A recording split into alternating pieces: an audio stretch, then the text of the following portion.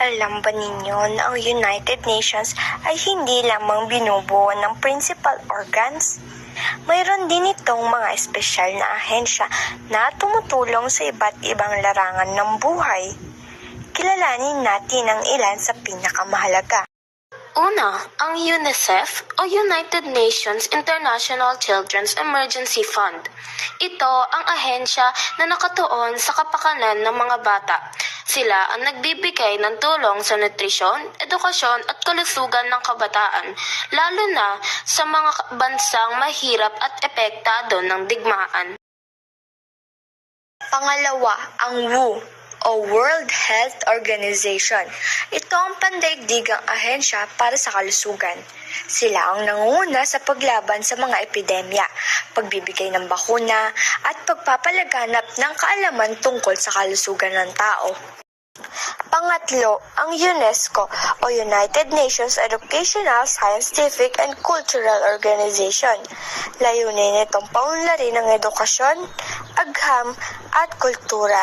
Sila rin ang nagpoprotekta sa mga World Heritage Sites tulad ng Banawe Rice Terraces at Baroque Churches of the Philippines.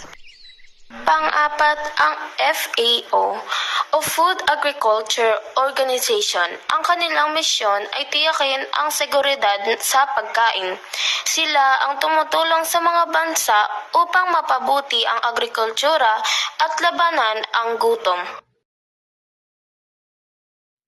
Panglima, ang ILO o International Labour Organization.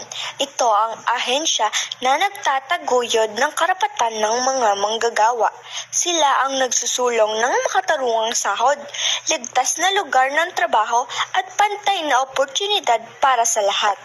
At panghuli, ang UNHCR o United Nations High Commissioner for Refugees.